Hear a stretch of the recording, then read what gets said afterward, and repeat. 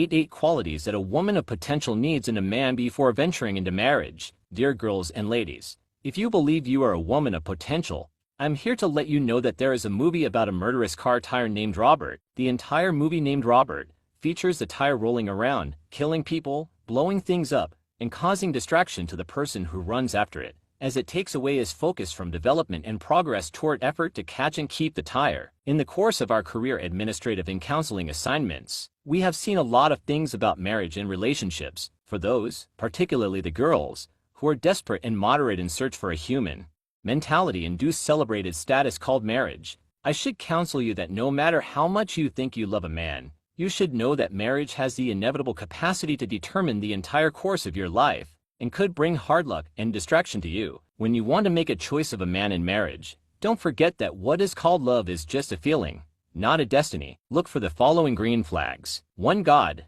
fearing nature or piety. How do you know a God-fearing man? This is not determined by being religious. In fact, of all bad men, religious bad men are the worst. Knowing that a man is God-fearing is determined by how they act within the measures of good conscience and belief in the principles of karma, that whatsoever a man sows, so shall reap. A man who fears divine judgment, or submit to God's omnipotent commands, afraid to confront and violate the law of nature. This life philosophy is the only thing that makes a man to act sensibly and treat people fairly and morally. God-fearingness is not synonymous with religiosity.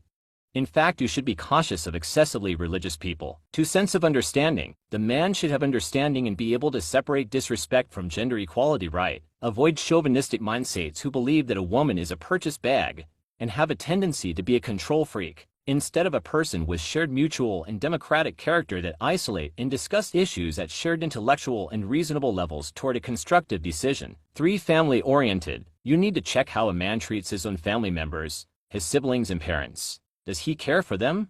And immediately he is introduced to your family members, does he treat them as his own family? A man who has no regards for family love is dangerous. For hard-working personality, don't pretend about this, as a lazy man is not only dangerous, but he will overstress you with family burdens and makes it difficult for you to progress in life.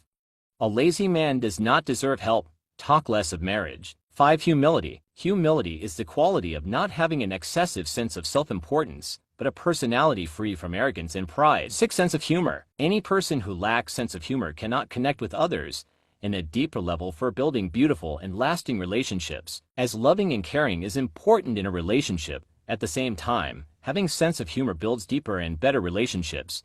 It indicates friendship, love, and compatibility. If you date a person who always finds it difficult to smile at your jokes, and rather do feel that your friendly jokes are insults and disrespect to him, it means there is no soul connection. What you have is mere lust and passion relationship, not friendship. 7. Contentment. One of the traits to run far from is greed. A greedy person is dangerous in all dimensions. He doesn't need to be harmful to you today. In the future, he would unless you are not rich or successful when in marriage.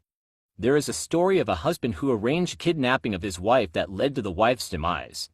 All because the wife refused to give him access to her younger sister's money who worked in the USA and invested in Nigeria under the sister's supervision. 8. Integrity. Integrity depicts and reflects honesty and sincerity in a man's personality. You know how he treats others. Check if he has integrity.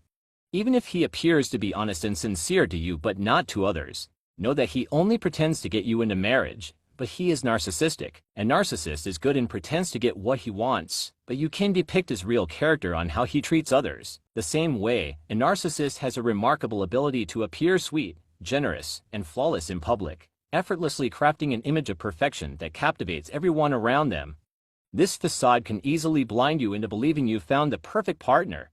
But behind closed doors or with time, when the audience is gone, their true nature emerges, one that is far from the charm they display. Take my words, you must notice these small cues before you commit yourself to marriage, otherwise you will live to regret forever. Surprisingly, many women who have gotten committed men with these qualities have also jilted them by taking their good relationship for granted and began to pursue the negative traits due to lust and misguided priorities. So stop claiming that people are not perfect when you try to justify wrong choices in marriage while being propelled by your lust and passion attachments. Isn't in the Christian Biblo, Matthew 5:48, that is written, "You must be perfect, just as your Father in heaven is perfect." When you ignore the absence of basic green flags in your poor choices, and in future begin to experience the reactions of imperfect people, You start complaining or regret in silence. Stop using "no one is perfect" to justify poor choices in marriage.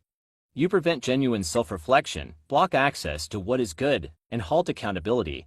When you desist all wise advice and rather pursue or attach yourself to wrong choices. When you make poor choices, you do not only harm yourself, you prevent your family's joy and set forth an imperfect generation. With all my heart, love.